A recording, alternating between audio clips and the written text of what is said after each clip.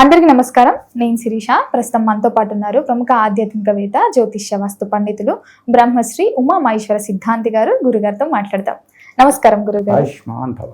గురుగారు, ఆగస్టు మాసంలో మిథున రాశి వారికి ఎలా ఉందంటారు? ఎలాంటి జాగ్రత్తలు తీసుకోవచ్చు అంటారు? ఆర్థిక పరంగా, ఆరోగ్యపరంగా ఈ మాసం వీరి యొక్క గ్రహ గోచారం ఏంటంటారు? మిథున రాశి వారికి ఏదైనా హెచ్చరిక, జాగ్రత్తలు ఉంటే ఒక్కసారి తెలియజేయండి. సర్వమంగళ మాంగళ్యే శివే సర్వార్థ సాధకే శరణ్యే త్రయంబకీ దేవి నారాయణీ నమోస్తుతే. ఓం శ్రీ గురుభ్యో నమః. ఓం శ్రీ ఘం గణపతియే నమః. మిథున రాశి,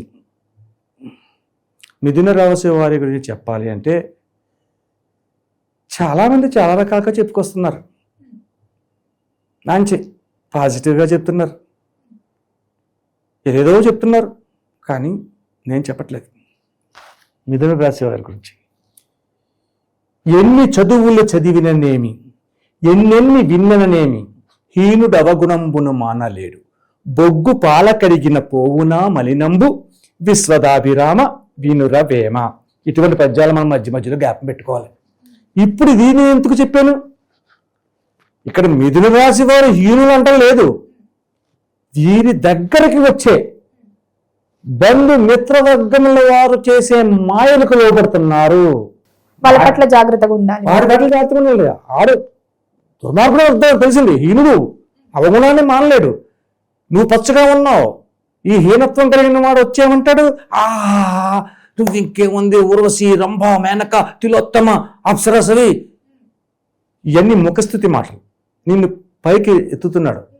గతంలో ఓసారి మోసపోయేవాడి జాగ్రత్త, ధనంతోనో లేకపోతే అధికార తత్వంలోనో అందులో మోసపోయావు. అటు మోసం చేసే కదా, తెలిసింది కదా, మళ్ళీ నీ అవసరం వచ్చింది, ఇప్పుడు వస్తున్నాడు, అందుకే పొగుడుతున్నాడు. ఇదే మిథున రాశి వారికి, మీన రాశి వారికి కూడా చెప్తాను ఇదే పదం. మీన రాశి వారికి కూడా ఇదే. అటువంటి పరిస్థితుల్లో ఉన్నారు.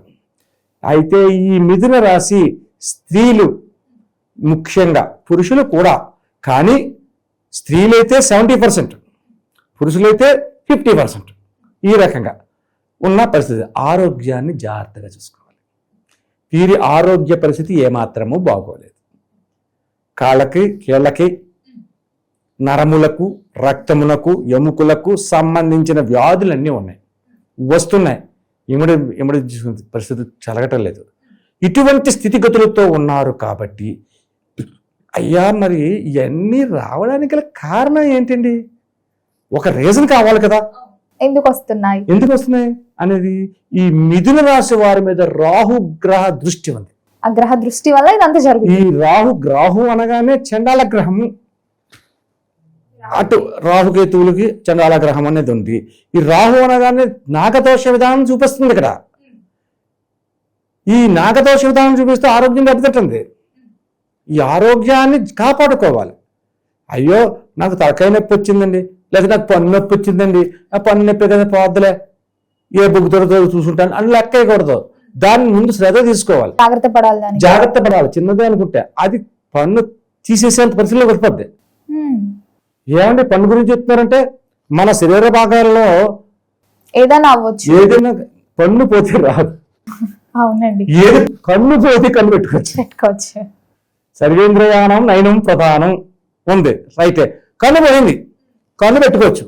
పన్ను పోతే పన్ను పెట్టుకోవచ్చు. వస్తాను కృత్రిమ దంతం పెడతావు, దానికి ఏదేదో పోట్లు కొడుతారు, డ్రిల్లింగ్ చేస్తారు, అది ఏదో పెడతారు, ఇది పెడతారు, గమ్ పెడతారు, ఈ గమ్ పెడతారు, అది ఊడిపోయితే ఎప్పటికైనా. అందుకనే పన్ను గురించి చెప్పాను. ఈ పంటికి వచ్చినా కూడా శ్రద్ధ తీసుకోవాలి. అటువంటి విధానంగా ఈ యొక్క మిథున రాశి వారు ఉన్నారు. సరేనండి, మిథున రాశి వారు ఇలాగా ఉన్నారు. భార్యాభర్తల మధ్యన ఏ విధమైనటువంటి విధానాలు సాగుతున్నది? అస్సలు బాగలేదు. భార్యాభర్తలలోని గొడవకి సిద్ధమైపోతున్నారు వీళ్ళు ముందుగాను. దేనికి అర్థం కాదు, ఎక్కడెక్కడికో వెళ్ళిపోతారు, ఏదేదో వెళ్తారు. ఎప్పుడో జరిగింది చెప్తారు, ఇప్పుడు జరిగింది చెప్తారు. ఏది కావాలి అంటే ఏంటంటే మైండ్ మెచ్యూరిటీ కాలేదు, పోతుంది, బ్రెయిన్ ఎక్కడికి వెళ్ళిపోతుంది. అటువంటి విధానాలు ఉన్నారు భార్యాభర్తలు. తస్మాత్ జాగ్రత్త. వాళ్ళు వాగ్వాదాన్ని పెంచుకోకండి, మాటలు తగ్గించండి, మంచిగా మాట్లాడండి, కాసేపు నవ్వుతో పలకరించండి, కోపాన్ని తగ్గించండి. అన్ని రకాలుగా యోగదాయకమైన స్థితిని పొందుతారు కదా. నవ్వే 4 విధాలుగా చేటును ఒకప్పుడంటే ఇప్పుడేమంటున్నాం, నవ్వే 4 విధములుగా, 4 విధములు కాదు 9 రకాలుగా యోగాన్ని ఇస్తుంది, మంచి జరుగుతుంది. నీ నగుమోము అనే పాటలు కూడా ఉన్నాయి అందులో చక్కటి. కాబట్టి ఆ యొక్క నవ్వుని వదలకుండా ఈ మిథున రాశి వారు ఉంటే ప్రతి విషయంలోనే కూడా ధీటుగా ఎదరకెళ్ళగలుగుతారు. ధీటుగా, ఘాటుగా కాదు, ధీటుగా వెళ్తారు, ఎదురులేదు అనే విధంగా సాగుతూ ఉంటారు. ఇక విద్యార్థులు పరిస్థితులు ఏంటి?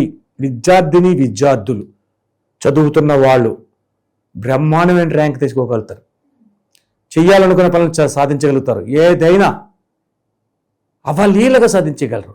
అంటే 2 రోజుల్లో చేయవలసిన పనిని 2 గంటల్లో చేస్తారు, అంత ఫాస్ట్ ఉంది వీళ్ళకి విద్యార్థులు. ఇక ఉద్యోగ రంగంలో ఉన్న వాళ్ళు ఏ రకంగా ఉన్నారు? ఉద్యోగులు కూడా బాగానే ఉంది. అయితే దూర ప్రాంతములకు బదిలీ అయ్యే అవకాశాలు కూడా ఈ యొక్క మిథున రాశి వారికి ఉంది. దూర ప్రాంతాలకి బదిలీ అవుతారు, మంచిదే. బదిలీ అవుతున్నారంటే జీతం పెరుగుతుంది, ట్రాన్స్ఫర్ అవుతుందంటే జీతం పెరుగుతుంది, జీతం పెరిగిన తర్వాత యోగదాయకంగా.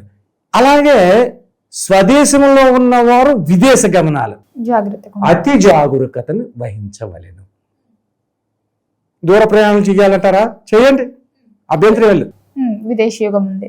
రాహు దృష్టి ఎప్పుడైతే మిథున రాశి మీద ఉందో రాహు యోగకారకుడిగా ఇవ్వాలి. అక్కడ విదేశ గమనానికి వెళ్ళాలంటే రాహు ఫలితమే కావాలి ఇక్కడ. కాబట్టి వీళ్ళు విదేశాలకు వెళ్ళాలనుకున్న వారు విదేశాలకు వెళ్ళగలుగుతారు. విదేశాల్లో జాబును సంపాదించుకున్న వారు సునాయాసంగా జాబును సంపాదించుకునే పరిస్థితి వస్తుంది. దానికి తగ్గ ఫలితాలు మనం కూడా కొన్ని చేసుకోవాలి, అది చేసుకుంటాం. అది చేసుకున్నందువల్ల అది కొంచెం సఫలీకృతమై వేగవంతం అవుతుంది. వేగవంతంగా చేయడం గురించి మనం చేసేది రెమెడీస్, అటువంటివి మనం చేసుకోవాలి. సో వ్యాపారం బాగుంది, వ్యవహారం బాగుంది, అన్నీ మనం ఉన్నాయి. భార్యాభర్తల మధ్య చిన్న చిన్న కలతలు ఉన్నాయి, వాటిని తొలగించుకోవడానికి ఏం చేసుకోవాలన్నది మనం చెప్పుకుందాము. అంతా బాగుంది, ఉద్యోగాలు బాగున్నాయి, విద్యార్థులు బాగున్నారు, అందరూ బాగున్నారు, ఓవరాల్గా చాలా బాగుంటేనే మనం చెప్పుకోవాల్సి వస్తుంది. కానీ స్త్రీలు పురుషులు ఆరోగ్యాన్ని మాత్రం పెట్టుబడులు కూడా పెట్టచ్చు, బ్రహ్మాండంగా పెట్టచ్చు. నూతన వ్యాపారాలు వస్తాయి, నూతన వ్యాపారాలు చేయొచ్చు, పెట్టుబడులు పెట్టచ్చు. పెట్టుబడులు పెడుతున్నాం కదా అని చెప్పేసి 1000 పెట్టేదానికి 1,00,000 పెట్టేస్తామంటే కుదరదు. అచితూచి పెట్టుకోవాలి. ఎంతవరకు చేయాలి? మనం చేసే వ్యాపారం ఏంటి? పలానా రకం వ్యాపారం. ఆ వ్యాపారానికి ఎంతవరకు ఉండాలి? ఇది ఏ సెంటర్లో ఉండాలి? అవన్నీ కూడా ఉంటాయి కదా, కొన్ని ఆలోచనలు ఉంటాయి కదా, ఆ ఆలోచన భావాన్ని తెచ్చుకోవాలి. ఈ రకంగా ఎప్పుడైతే చేస్తారో వారి యొక్క జీవితాల్లో వెనుకంజ వేయవలసిన అవసరం లేకుండా ముందుకి సాగుతారు. మరి గురుగారు, ఈ మాసం అంతా మిథున రాశి వారికి ఇంకా బాగుండాలంటే ఏ దైవ నామస్మరణ చేయాలి? ఆల్రెడీ రెమెడీస్ కూడా తెలియజేస్తానన్నారు, ఆ రెమెడీస్ కూడా ఒకసారి తెలియజేయండి. కలియుగ దైవమైన వెంకటేశ్వర స్వామిని ఆరాధించాలి. ఏ రకంగా ఆరాధించాలి? కృష్ణ తులసిని ఆకులుంటాయి, కాడ నల్లగా ఉంటుంది కృష్ణ తులసికి. రామ తులసి వేరు, కృష్ణ తులసి వేరు. కృష్ణ తులసి ఆకులను తీసుకోవాలి. కృష్ణ తులసి ఆకులతోటి పటికి బెల్లం చిప్స్ ఉంటాయి కదా, ఆ పటికి బెల్లం చిప్స్ ఓ 1/4 కిలో ఎంతో కొంత పట్టుకుని వెళ్ళి, హాతగారిపూర అగరబత్తులు మామూలే అవన్నీ పట్టుకుని వెళ్ళి శుక్రవారం నాడు వెళ్ళాలి. శనివారం కదా వెంకటేశ్వర స్వామిది, అందరూ అదే అంటుంటారు. అవును, కానీ అంటారు కదా. ఇది ఏ మాసం మనం చెప్పబోయేది? శ్రావణ మాసం. శ్రావణ మాసానికి అధిపతి ఎవరు? లక్ష్మీమాత. లక్ష్మీమాతకి ప్రథమైన వారము శుక్రవారం. లక్ష్మి హరికి ప్రియులు, వెంకటేశ్వర స్వామి ప్రియురాలెవరు? లక్ష్మీ అమ్మవారు. లక్ష్మీ అమ్మవారు. కాబట్టి అమ్మవారిని ముందు పెడితేనే స్వామివారు అమ్మ అని కొంచెం ఉంటుంది. కాబట్టి శుక్రవారం నాడు ఉదయకాలాన్నే వెళ్ళాలి. వెళ్ళి శుభ్రంగా ఈ యొక్క కృష్ణ తులసితోటి అష్టోత్తర నామాలతో పూజ చేయించాలి. పూజ చేయించిన తర్వాత ఆ పట్టికి బెల్లం మిశ్రీని తీసుకుని అక్కడ ఉన్న భక్తులందరికీ పంచిపెట్టాలి. పంచిపెట్టి అక్కడ కూర్చోవాలి. అక్కడ కూర్చుని కాసేపు విష్ణు సహస్రనామాన్ని చదవండి, లేదా వినండి. విష్ణు సహస్రనామాన్ని చదవడం కానీ వినడం కానీ చేయండి. వెంకటేశ్వర స్వామికి అత్యంత ప్రీతికరమైనది కాబట్టి అది మనం చేసుకోవాలి. ఇలాగా ఈ యొక్క మాసంలో వచ్చే ప్రతి శుక్రవారం నాడు కూడా ఇలా చేసుకుంటే ఆరోగ్యపరమైన పరిస్థితులు అనారోగ్యం అనేది తొలగి ఆరోగ్యమైన స్థితిని పొందుతారు. భార్యాభర్తల మధ్యన వస్తున్న కలహములు ఎందుకని శుక్రవారం నాడు చేయమన్న కారణం కూడా ఇదే. భార్యాభర్తల మధ్యన కలహములు ఉన్నాయంటే వెంకటేశ్వర స్వామి భార్యాభర్తలు లక్ష్మీదేవి విధానంలో ఉన్నది కాబట్టి ఆ భార్యాభర్తల మధ్యన కలతల పాటు యోగదాయకమైన స్థితిని పొందుతూ ఉంటారు. ఇటువంటి విధంగా చెయ్యాలి. అలాగే ఇందాక వృషభ రాశి వారికి మిథున రాశి వారికి కూడా ఒక రెమెడీ చెప్దాం అనుకున్నాము. ఏంటంటే సంతానం లేనివారు ఎవరైనా ఉంటే గుమ్మడికాయ ఉంటుంది, కూర గుమ్మడికాయ, ఈ ఒక్క గుమ్మడికాయని తీసుకుని వచ్చి శుక్రవారం నాడు ఉదయాన్నే ఒక బ్రాహ్మడికి దానం ఇవ్వండి. గుమ్మడి పండు ఒకటి ఇస్తే సరిపోతుందా? తప్పు. గుమ్మడి పండు ఒకటి ఇవ్వకూడదు. దానితో పాటు 2 తమలపాకులు ఉండాలి. అందులో ఒక దక్షిణ ఉండాలి, ఒక ఒక్క ఉండాలి. ఒక్కని సరే ఒక్కపొడి ప్యాకెట్ పెడతారు కాదు, ఒక్కే పెట్టాలి. ఒక్క పెట్టి దాంట్లో దక్షిణ పెట్టాలి, ఎంతో కొంత మీకు తోచింది. దాంతోపాటు ఈ గుమ్మడి పండుని దానం ఇచ్చి కాళ్ళకి నమస్కరించాలి. అప్పుడు సంతాన యోగ్యత ఉంటుంది. అలాగే సంతానంలో మొండితనంగా ఉన్నవారు కూడా మంచిగా మారుతారు, మొండితనం పోతుంది. దాని గురించి యోగదాయకమైన స్థితిని పొందుతారు. కాబట్టి వెంకటేశ్వర స్వామిని పూజించండి. అలాగే గుమ్మడి పండుని దానం చేయండి. గుమ్మడి పండు అన్నా అని చెప్పి ఇంత కాయ అక్కర్లేదు, అతని కాయ చాలు, ఇంత కాయను ఇస్తే ఆయన మొయ్యొద్దు ఆ పంతులు గారు. కాబట్టి చిన్న కాయ ఇస్తే సరిపోద్ది. అంటే 4 వారాలు ఇవ్వాలండి, అక్కర్లేదు. 1 వారం ఇవ్వండి. 4 వారాలు 5 వారాలు వస్తే 5 వారాలు శుక్రవారాలు వెంకటేశ్వర స్వామికి అష్టోత్తర పూజ చేయించండి, సరిపోద్ది. ఇది యోగదాయకమైన శాస్త్ర నియమం. గురుగారు, మొత్తం మీద ఆగస్టు మాసంలో మిథున రాశి వారికి ఎలా ఉంది, ఎలాంటి జాగ్రత్తలు తీసుకోవాలో తెలియజేసినందుకు ధన్యవాదాలు. ఆయుష్మాన్ భవ.